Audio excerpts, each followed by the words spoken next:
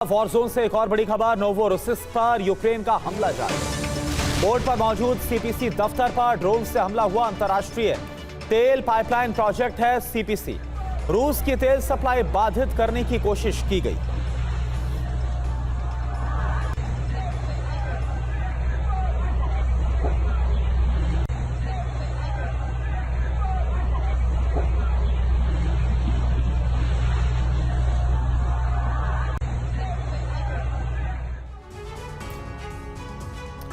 तो ट्रंप ने गजब परिवर्तन आ गया है। ट्रंप ने ज़ेलेंस्की से पहली मुलाकात में युद्ध विराम का दबाव बनाया था। अलास्का में पुतिन को खामोशी से सुनते रहे, लेकिन अब अचानक से ट्रंप 180 डिग्री घूमकर रूस को सबक सिखाने की बात कर रहे हैं। ट्रंप ने रूसी सेना को कागज का शेर तक कह दिया और यह ऐलान तक कर दिया कि यूक्रेन न सिर्फ अपने इलाके को मुक्त करा सकता है, बल्कि उससे आगे भी जा सकता है, यानी कि रूसी इलाकों पर कब्जा भी कर सकता है।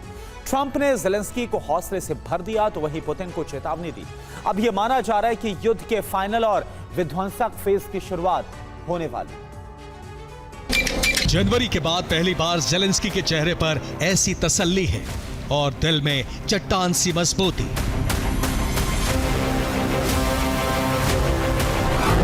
साढ़े 3 साल के इस युद्ध में जीत की ऐसी उम्मीद शायद ही पहले जगी हो। रूस से मुकाबले के दौरान ऐसा हौसला शायद ही पहले कभी मिला था। ट्रंप ने ज़ेलेंस्की को बहादुर आदमी कहा है, यूक्रेन की लड़ाई को सम्मानजनक कहा है।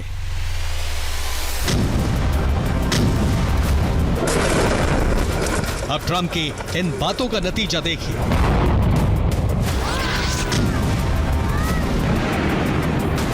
राष्ट्रपति ज़ेलेंस्की को ट्रंप ने क्या क्या कहा, इसकी जानकारी यूक्रेन पहुंची तो सेना का हौसला दुगुना तिगुना हो गया।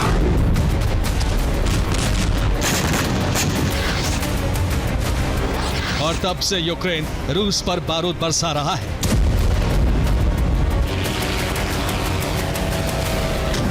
ट्रंप ने जता दिया है कि रूस को अब बारूद के साथ कई मुसीबतों का सामना भी करना पड़ेगा।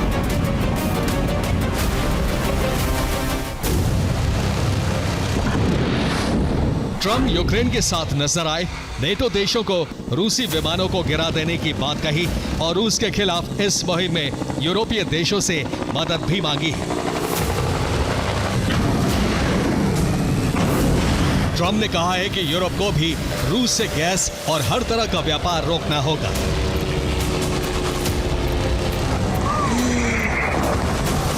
रूस को लेकर ट्रंप की सोच में गजब का परिवर्तन है, लेकिन ये वर्ल्ड वॉर 3 के आरंभ का संकेत भी दे रहा है, क्योंकि ये एक बड़े जंग की शुरुआत करा सकता है।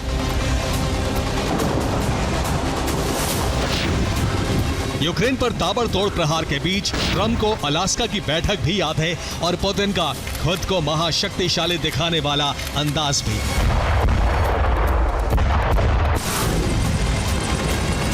लेकिन अब तक ट्रंप समझौते की राह पर थे, इसलिए शायद खामोश थे। अब ट्रंप ने रूस को उसकी ताकत पर आईना दिखाया है।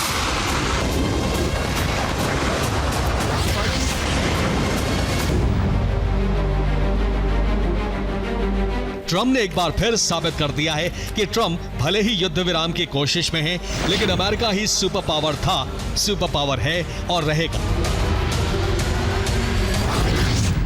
आप ट्रंप की सोच को इस तरह से समझ सकते हैं।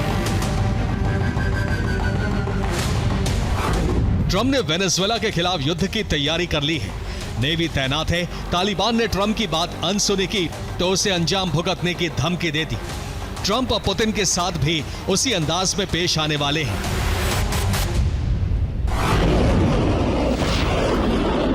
न्यूयॉर्क में ट्रंप के बदले अंदाज में कहे गए कुछ शब्दों ने चंद मिनटों में नेटो की एकता, यूरोप की ताकत को दर्शाया है, तो वहीं यूक्रेन की जीत का ऐलान भी इन शब्दों में है।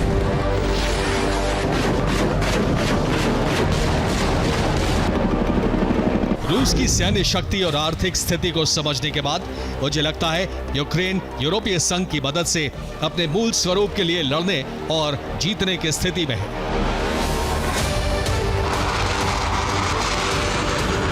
ट्रंप ने अभी से यूक्रेन की जीत का भरोसा जताया है। समझ लीजिए कि यूक्रेन को अब हर तरह की मदद मिलेगी, वो चाहे यूरोप से हो या अमेरिका से, और यही ट्रंप के हृदय परिवर्तन का सबसे बड़ा असर भविष्य में दिखने वाला है।